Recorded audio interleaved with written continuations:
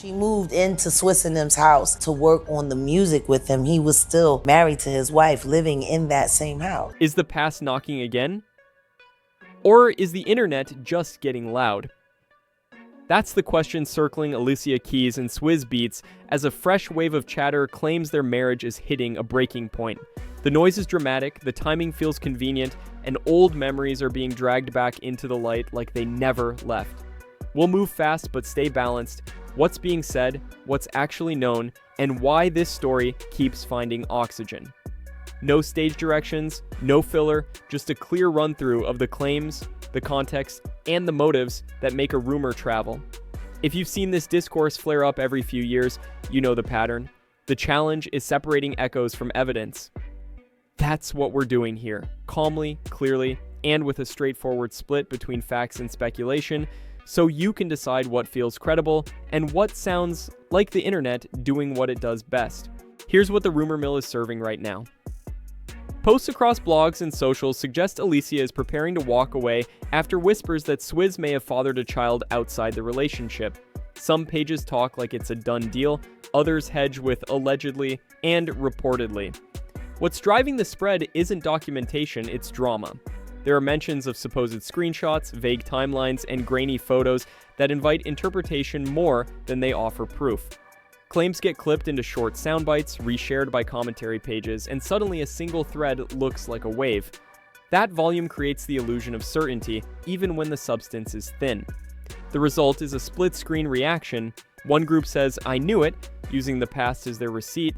Another says, "Show the paperwork," asking for filings, statements, or something more than whispers. Until something official lands, this remains unverified speculation, interesting to watch, risky to repeat as fact. And that gap between noise and proof is exactly where the internet loves to live. But it isn't the whole story. To understand why people treat a rumor like a revelation, you have to see what it's colliding with in public. While those claims were trending, mainstream coverage showed a very different snapshot. Alicia and Swizz publicly marking their 15th wedding anniversary with warm tributes and throwback photos. If you're headline skimming, the contrast is wild. Gossip feeds hint at a split, while more standards-based outlets highlight love notes, family milestones, and years of partnership. That doesn't prove harmony behind the scenes, but it does underscore the difference between internet noise and on-the-record reporting. In celebrity news, confirmation looks like legal filings, a direct statement, or consistent coverage from outlets that practice verification. Public-facing posts can be optics or they can be genuine, but at least they're traceable. Right now, the rumor side is heavy on repetition and light on receipts. The verified side shows a long relationship that just hit a milestone. Until a filing appears or the principals speak clearly in a way that changes the record, the fairest label for the paternity and imminent divorce talk is simple: unverified. That tension, two competing pictures at once, is exactly why people keep reaching for the past to make sense of the present, even if the past isn't the present anymore. And when the past gets involved, there's one moment the internet never forgets. Anytime new drama flickers, the late 2000s timeline resurfaces.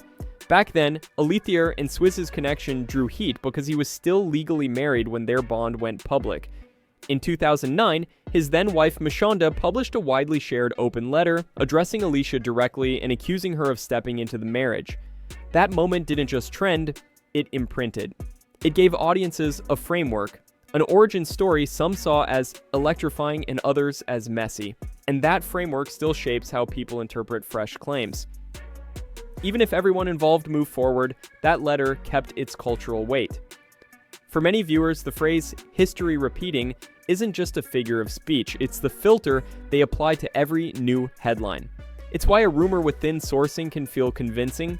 It snaps into a narrative people already know by heart. Fair or not, that's the reference point the conversation returns to. But the years after that letter also built a different picture that complicates the quick take and demands a fuller view. After the controversy, a different identity took shape, one centered on family, stability, and a carefully managed public image. After marrying in 2010, Alicia and Swizz built a blended family that became part of their public identity. They share two sons, Egypt and Genesis, while Swizz has 3 older children from earlier relationships. Over time, their image leaned into unity and growth. Birthdays and holidays, studio snapshots, school moments, and occasional glimpses of co-parenting that suggested steadiness. That image matters because Alicia's brand centers on composure, empowerment, and healing. She's curated a calm, intentional presence that resonates far beyond music. When a rumor suggests an outside relationship situation, it collides with that carefully built narrative and invites instant judgment, sympathy from some, skepticism from others. The verified pieces are simple: a 2010 wedding, 2 boys together, 3 older children in the blend. Everything beyond that, who said what, when, and why, lives in the gray zone where perception, memory, and speculation mix. And the internet thrives in that gray zone. It's where arguments grow legs, reputations get retried, and nuance gets squeezed out because certainty gets more clicks than context. Add the internet's appetite for déjà vu, and you get a feedback loop that can make a whisper sound like a chorus. The latest claims landed, and comment sections immediately recycled the same line. You lose them, how you get them. It's blunt, it's personal, and it's powered by a narrative that stuck years ago. Some treat the 2009 letter like a master key. Others argue that families evolve and old pain doesn't have to dictate the present, but once a storyline lands, every new rumor gets measured against it. Algorithms reward heat, not nuance, so posts that confirm what audiences already believe travel farther than careful breakdowns. That's the loop. Memory fuels reaction, reaction fuels reach, and reach rebrands a rumor as everywhere. People start to feel like they've seen this arc before, even if the facts are fuzzy. That sense of inevitability keeps viewers from clicking away. They want to see if this time the ending finally matches the opening act. It's not proof, it's momentum. And momentum can make almost anything feel inevitable, especially when there's no definitive statement to slow it down. Which is why it's crucial to separate what's documented from what's only being discussed.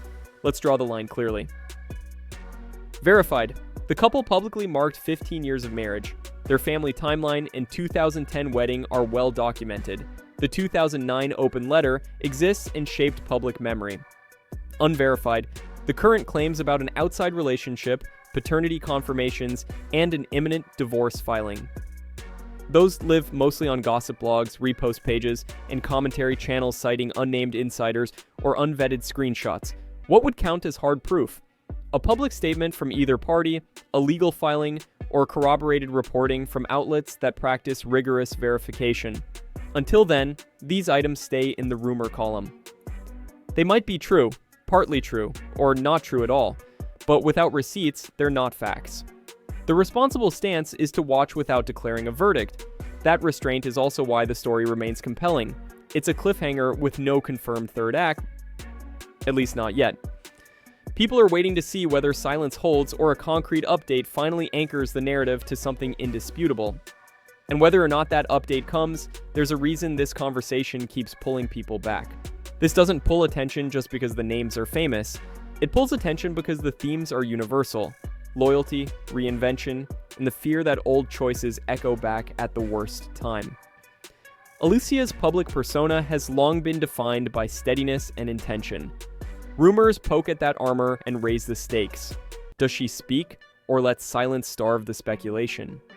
Meanwhile, creators and fans keep the loop alive because there's built-in suspense. If the rumors fade, the narrative becomes, the internet got loud and moved on. If they're confirmed, it's a headline with real consequences for 2 people and a blended family.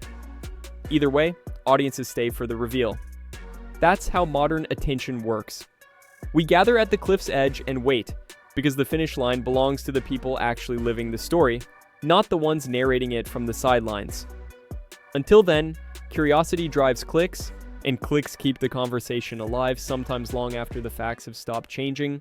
Right now, this is a tale of 2 timelines. In one, you have verifiable milestones, 15 years, a blended family, and a brand built on calm and purpose. In the other, you have a rumor cycle gaining steam because it plugs into a past the internet never fully forgot. Until someone speaks on the record or a filing hits the docket, the balanced position is straightforward. Watch, don't assume. If the past is truly knocking, we'll see it in actions, not whispers. And if this is just the internet getting loud again, the truth will outlast the noise, like it usually does. In the meantime, keep your curiosity sharp and your conclusions flexible. It's the only way to navigate a story that lives between what's known and what's merely said. Don't forget to subscribe to the channel to not miss any of the other celebrity gossip. Thanks for watching.